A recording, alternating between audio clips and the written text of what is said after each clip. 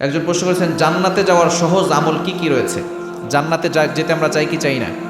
জান্নাতে যাওয়ার সহজ 3টি আমলের কথা বলবো। কয়টি আমল? 3টি আমল। জান্নাত যারা যেতে চাই 3টি আমল করবো। 1 নাম্বার, 5 ওয়াক্ত নামাজের পরে আয়াতুল কুরসি পড়তে হবে। আয়াতুল কুরসি আমরা সকলে পারি না? নবী সাল্লাল্লাহু আলাইহি ওয়াসাল্লাম জানিয়ে দিয়েছেন, মান ক্বারাআ আয়াতাল কুরসি ফি দুবুরি কুল্লি সালাতিন মাকতুবা লাম ইয়ামনাহু মিন দুখুলিল জান্নাহ ইল্লাল মাউত। যে ব্যক্তি 5 ওয়াক্ত নামাজের পর আয়াতুল কুরসি পড়বে, ওই ব্যক্তির মৃত্যু হয় না, তাই জান্নাতে যায় না, মৃত্যুর সাথে সাথে জান্নাতে যাবে। বলেন সুবহানাল্লাহ। তাহলে 1 নম্বর আমল 5 ওয়াক্ত নামাজের পরে আয়াতুল কুরসি। 3 নম্বর পারার 1 নম্বর পৃষ্ঠার 8, 9, 10, 11, 12, 13 নম্বর লাইনগুলোতে সূরা বাকারা 255 নম্বর আয়াত। এই আয়াতুল কুরসি যে ব্যক্তি পড়বে 5 ওয়াক্ত নামাজের পরে, মৃত্যুর সাথে সাথে আল্লাহ পাক রব্বুল আলামিন তার জন্য জান্নাতের ব্যবস্থা করবে। বলেন সুবহানাল্লাহ। 2 নাম্বার, সাইয়্যিদুল ইস্তেগফার। বুখারী শরীফের হাদিস, শাদ্দাদ ইবনে আউস রাদিয়াল্লাহু তাআলা থেকে বর্ণিত। যে ব্যক্তি সাইয়্যিদুল ইস্তেগফার ফজরের নামাজের পর একবার পড়বে, দিনে একবার পড়বে, সন্ধ্যার আগে মারা গেলে ওই ব্যক্তি জান্নাতি। সুবহানাল্লাহ বলবেন না? আবার যদি সন্ধ্যার পরে কেউ পড়ে, ওই রাতে সে মারা গেলে সে জান্নাতি। অর্থাৎ সাইয়্যিদুল ইস্তেগফার একবার পড়লে আল্লাহ গুনাহ মাফ করে দেন, ওই দিনে অথবা ওই রাতে মারা গেলে আল্লাহ পাক রব্বুল আলামিন তাকে জান্নাতের ব্যবস্থা করবেন। সাইয়্যিদুল ইস্তেগফার কে আপনারা পারেন?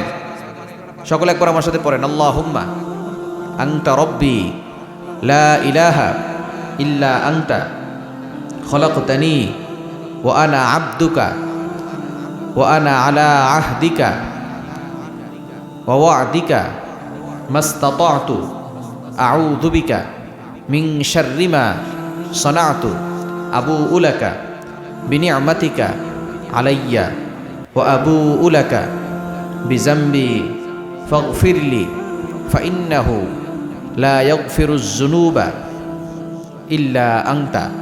এটা হচ্ছে সাইয়্যিদুল ইস্তেগফার। যারা পারেন না, হোমওয়ার্ক বাসায় মুখস্থ করবেন। এখন ইউটিউবে সার্চ করলে সব কিছু আসে। একবার ফজরের পরে পড়বেন, ওই দিনে মারা গেলে জান্নাতি। আবার সন্ধ্যার পরে পড়বেন, ওই রাতে মারা গেলে জান্নাতি। পড়ার দরকার আছে না নাই? এবং 3 নম্বর আমল হচ্ছে এশারের নামাজের পরে সূরা মুলক তেলাওয়াত করবেন। নবীজি সাল্লাল্লাহু আলাইহি ওয়াসাল্লাম জানিয়ে দিয়েছেন, যে ব্যক্তি এশারের পরে সূরা মুলক পড়ে, ওই ব্যক্তির কবরে কোনো আযাব হবে না। এই সূরা মুলক কবরে তার সাথে যাবে, তার সঙ্গী হবে, এবং শুধু কবর জগতে থাকবে না, হাসরের ময়দানে এই সূরা মুলক আল্লাহর সাথে ডিবেট করে, ঝগড়া করে তাকে জান্নাত পর্যন্ত পৌঁছায় দিবে। সুতরাং জান্নাতে যাওয়ার জন্য সহজ আমল কয়টা বললাম? 3টা। করতে পারবো তো ইনশাআল্লাহ? আল্লাহ তাআলা আমাদের সকলকে এই 3টে আমল করার তৌফিক দান করেন। সকলে বলেন আমিন।